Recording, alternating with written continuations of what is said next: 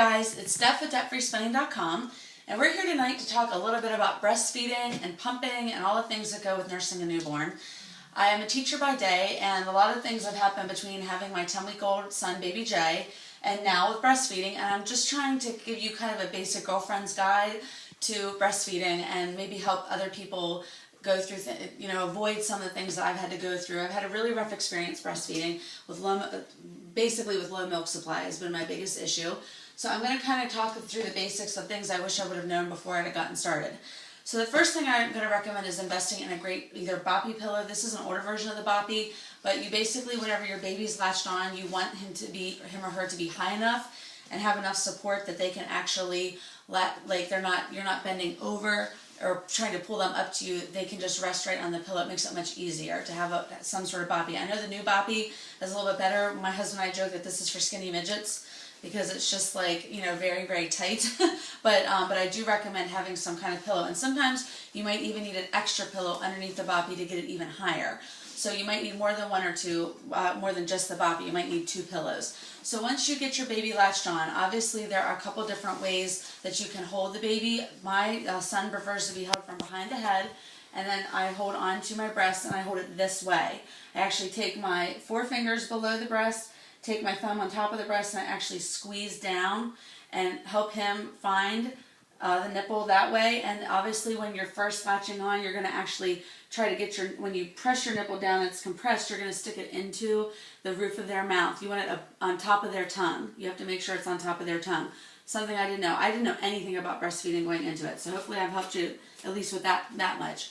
And then once you deliver, at least in our hospital, they want you to breastfeed right away. So right away, he latched on. He was doing great. And it was an amazing experience. But in about a week or two, we discovered that I had really high blood pressure.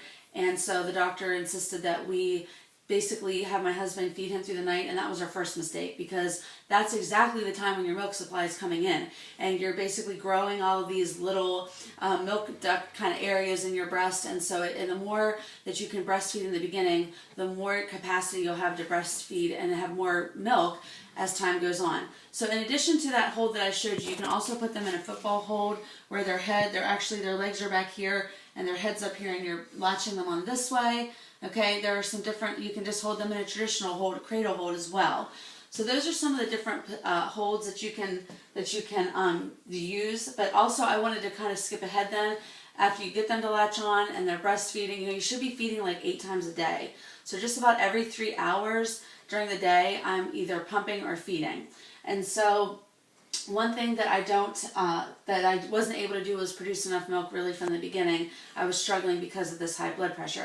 So a couple things I did were I started pumping. I used a supplemental nurser, which is actually a tube. It's a tube about this long, and it has a little catheter tube that comes down from it, and that catheter you stick in the baby's mouth as you're sticking your breast in the baby's mouth, and that's actually can be difficult to use. So if you're stressed out about it, that's probably pretty normal. It was very stressful for me to use we call it an SNS, supplemental nurser system. So just know that can be really stressful for you and baby both, getting him on.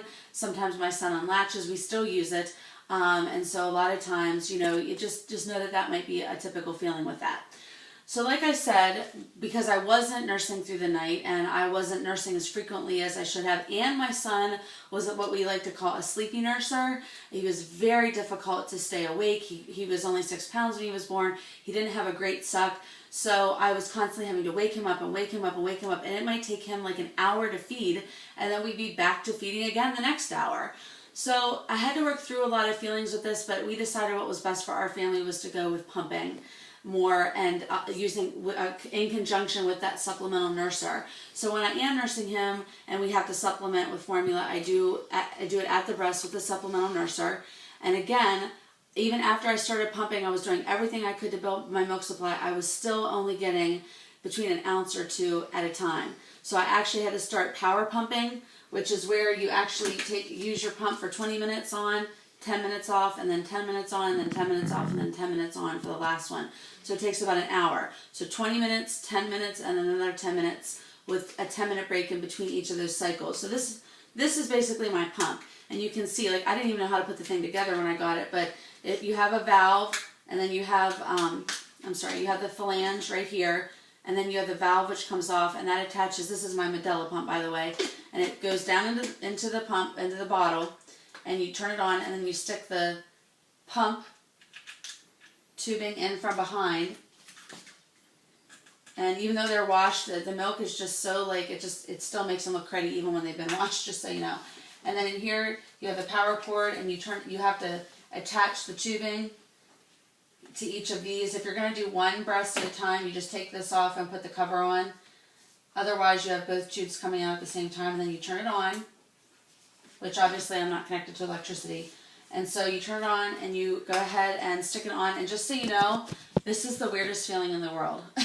It's just not natural. And so it took me a long time to even get milk out by pumping, but over time you'll get used to it. So what I recommend is trying to be as relaxed as you can when you're pumping. They recommend having your baby with you, or having a picture of your baby with you, or having their blanket, something that smells like them, a piece of clothing, because oxytocin, which is the good drug in the brain, is what releases your milk to come down, and so that really helps. Now I have found that just kind of taking 5 deep breaths, drinking a glass of water, just relaxing, even having like a warm compress. Like I have a thing I put in the microwave, like a rice stack that I lay over sometimes, or right after I get out of a warm shower, I can get more milk sometimes that way.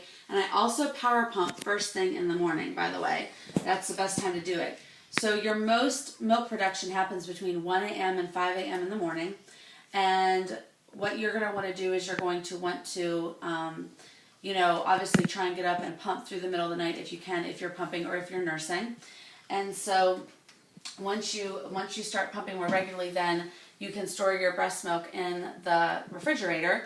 And I actually store mine in an ice cube tray, and I put those into a baggie. So each ice cube tray section is about, they say an ounce, but when I actually put it back in the bottle and it melts, it takes 2 of those ice cubes for me to make an ounce. I'm not sure, maybe I'm not filling the ice cube tray up high enough, but anyways, so it takes about an ounce. Or you can also buy Lansino bags, which are the breast milk bags that you can buy at the store. So these are some of the basic things. Also, if you're going to pump, I recommend using either a pumping bra, or do like we did and just cut holes in your bra and stick it in an old bra, I should say. Oops. And stick your phalange through here, and then this through the back, and then, wrong way, oops, sorry. Stick your phalange through here, and then obviously put them on, and then you can hands-free pump with an inexpensive bra. The other things that have been recommended that I tried that have helped but didn't completely bring a huge milk supply in for me are Mother's Milk Tea, which I'm actually able to find at my local either health food store or the organic section of our local supermarket. It's called Mother's Milk Tea. I'm also going to include a link to our lactation cookie recipe that I got off the internet that we've made several times, where they're like oatmeal cookies that have brewer's yeast, which really helps with lactation as well. And so between the tea and the lactation cookies, that has helped. But what really helps the most is getting up and doing it in the middle of the night and pumping every hour to 2 hours during the day. And it has been crazy for me as a teacher to try it. I'm not teaching full time right now, it's still summer for me, but that has been very hard to just stay on that regular schedule all the time, because I'm kind of a go, go, go kind of girl. So if you have my personality, please do not take it personally if you struggle with that as well. I know that there's a lot of, back and forth battling with, breastfeed, don't breastfeed. So right now, what I'm doing is I'm pumping exclusively, but at the same time, I'm also supplementing with formula, because even when I pump exclusively, I don't produce enough milk to meet all my baby's needs for waking. In fact, he was in the zero percentile for weight, and when I went back for my second weight check, and that the doctor said he knew it was because I obviously wasn't, producing enough milk. Even though my son was nursing constantly, he just didn't have enough suck, and he wasn't big enough to get on there. He was kind of this sleepy nurser, and so he wasn't draining all the milk out. And the whole idea, every time you nurse, is to drain as much milk out as you can. And some women do that through pumping, some women do it through hand expression if their baby isn't a strong enough, doesn't have a strong enough suck to be able to do that. I've talked to many of my friends who say, oh, one child was a lazy nurser, and the next child got on, ate their meal, and they were done. And that's just not always the case. So I really want to reach out to people, other women who may be struggling with the whole breastfeeding thing, and you still want to breastfeed, but and you don't want to quit, but it's not a perfect scenario for you.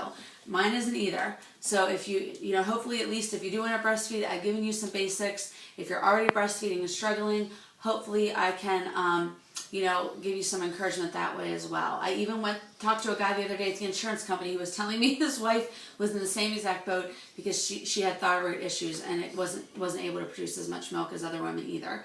So hopefully I've helped you out tonight. Hopefully you guys are having a great week. And I know I talked fast and I talked a lot, but write in the comments and let us know if it helped you at all. Talk to you later.